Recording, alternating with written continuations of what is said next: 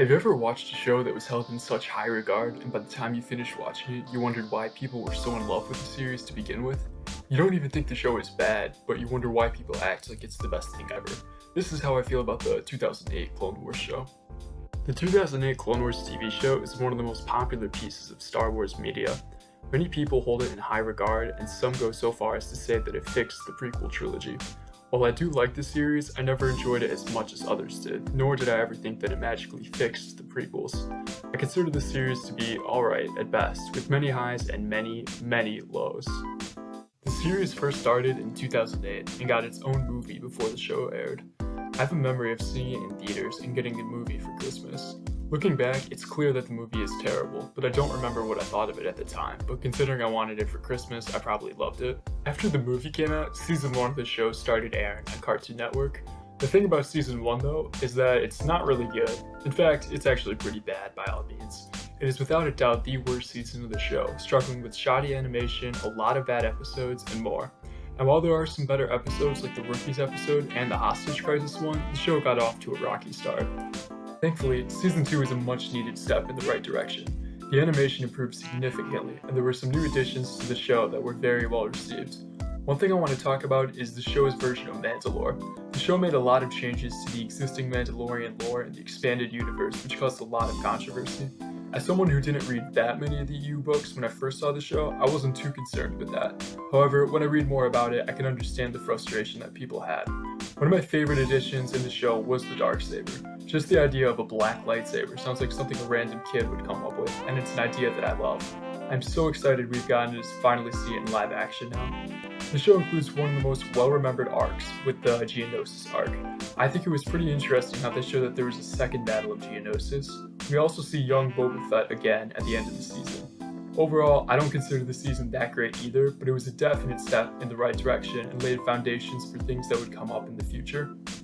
Season 3 is what I consider to be the transition season of the entire show. What I mean by this is that the show starts to morph into something completely different from what it was in the first two seasons. Anakin, Obi-Wan, and Ahsoka get different designs at some point in Season 3. We also see previous allies become enemies, like when Ventress and Dooku have their falling out. Season 3 has many good arcs, from the opening arc with the Battle of Kamino, the Night Sisters, Mortis, and the Citadel. It also gives us our first tease for Maul's return in the Night Sisters arc with Ventress and Savage. Season 4 finally shows you Maul's return and how he wants revenge on Kenobi. It also has the Umbara arc, which is one of the best arcs of the show. However, it does start off with one of the worst arcs, which is the underwater Mon Cala arc. There are some other big arcs like Obi-Wan going undercover and this Aegeria arc. There's also the episode where Grievous tries to wipe out the Night Sisters, which is pretty interesting to watch.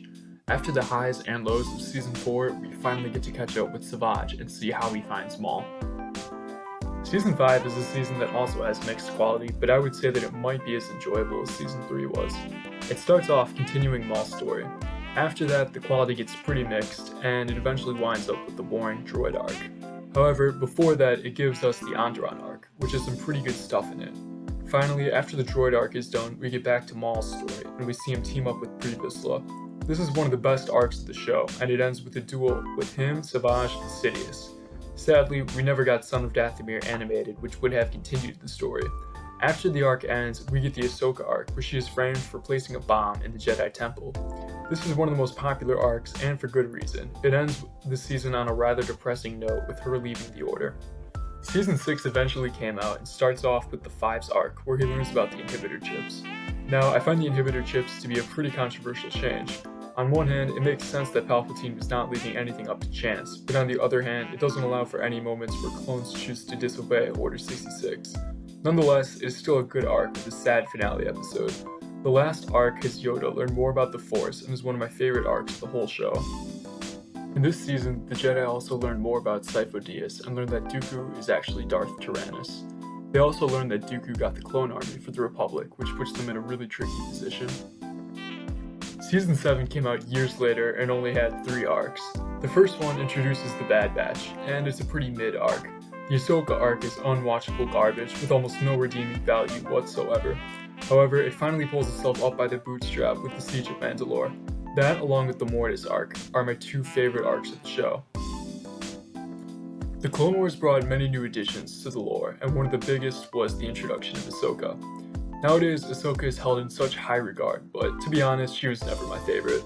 She's just kinda there, I guess. I don't hate her, but I don't think she's the best character ever like some people do. It is interesting seeing her mature over the series, where by the end of it, she's leading clone troopers to help deal with the Mandalore situation. There are also some references to the 2003 Clone Wars series. During the Geonosis arc in Season 2, Ki-Adi-Mundi mentions that Windu is off fighting on Dantooine, which you see in the 2003 series. Also, in Season 3, you see Ventress's ship that she used in the 2003 series, which I didn't even notice at first. Anakin acts a lot different in this series than he does in episodes 2 and 3. While some people say it does make sense, it still comes off a bit weird as to how much of a change his personality has. Obi-Wan is absolutely spot on, however. If it wasn't obvious already, one of my favorite things about this show is that it brought back Maul. Even though you do have to suspend some disbelief as to how he survived, it gave him a really great story, and you learn more about him. I also really liked how it gave us Savage, and showed how he was determined to find his brother Maul. It also gave us memorable clone characters like Captain Rex and Fives. It also gives us more foreshadowing of Anakin becoming Vader, like when he force chokes Poggle. However, one of my biggest gripes with the whole show is the amount of terrible episodes and arcs it has. If you actually watch the entire show from start to finish, you have to sit through so much mediocrity that it makes it hard to be motivated to finish it. There's an episode where R2 and 3PO have to find an ingredient for a cake, as boring as that sounds. The 2008 Clone Wars show is a mixed bag. There are some really good things in the show, but there is also a lot of garbage in it that people forget about. But what do you guys think? Does the 2008 Clone Wars live up to the hype, or are people just super nostalgic for it? Let me know in the comments, and as always, may the Force be with you.